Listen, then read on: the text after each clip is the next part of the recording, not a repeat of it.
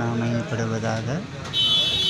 அருமையான இந்த மாலை வேளையில் உங்கள் மத்தியில் கர்த்தருடைய வார்த்தையை இந்த ஒளிநாடா மூலம் பிரசங்கிப்பது கர்த்தர் தந்த கிருபைக்கு அவரை சோத்தரிக்கிறேன், அவரை துதிக்கிறேன்.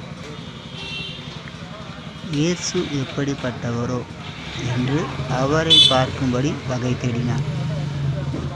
இயேசு எப்படிப்பட்டவரோ என்று பார்க்கும்படி வகை தேடினான். இந்த வார்த்தையை உற்று கவனித்து பாருங்களேன். சகே என்ற ஒரு மனுஷன், அவன் ஆயக்காரன், வரி வசூலிப்பவன், செல்வந்தன். அவனுக்கு தெரியாத ஆட்களே இல்லை அந்த ஊரில். அவன் மிகவும் குள்ளமாக இருப்பான்.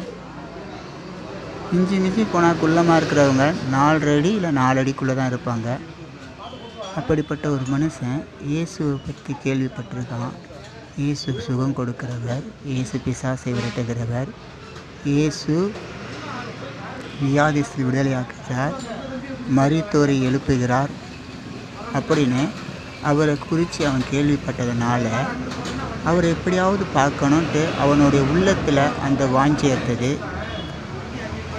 அதுபோல் ஒரு சமயத்தில் தான் அவர் எரிகோ என்ற பட்டணத்துக்கு வராரு. அந்த எரிகோ பட்டணத்துக்கு வரும்போது திரளான ஜனங்கள் சூழ்ந்திருக்காங்க. திரளான ஜனங்கள் அவரை நெருக்கி கொண்டிருக்கிறாங்க. ஆனாலும் கூட இயேசு வருகிறார்னா ஒரு கூட்டம் அவர் செய்கிற அற்புதத்தை பார்க்க போகும். ஒரு கூட்டம் அவருடைய போதகத்தை கேட்கும். ஒரு கூட்டம் விடுதலைக்காக போகும். இப்படி அநேகர் ஆட்கள் அவரை தேடி வந்தவங்க.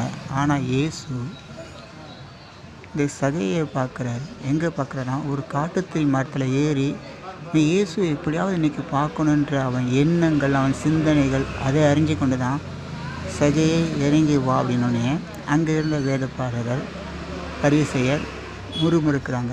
இவர் பாவியான மனுஷக்கிட்ட போகிறாரு. இப்போ அநேக பாருங்களேன், இயேசுவை ஏற்றுக்கொண்டாங்கன்னு வச்சுங்களேன், அவங்க பாவத்தில் தான் இருப்பாங்க. ஆனால் அந்த பாவத்தை விட்டு வெளியே வந்து இயேசுவை பற்றி கொள்வாங்க. இயேசுவின் வார்த்தைக்கு செவி சாய்ப்பாங்க. இயேசுவை விசுவாசிப்பாங்க.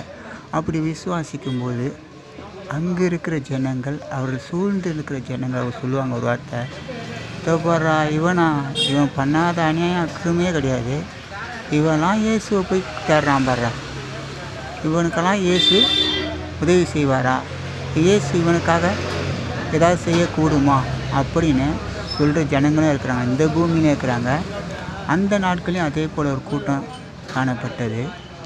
அதுக்கு தான் ஆண்டவர் சொல்கிறாரு, பாவிகளை ரட்சிக்கவே கிறிஸ்து இயேசு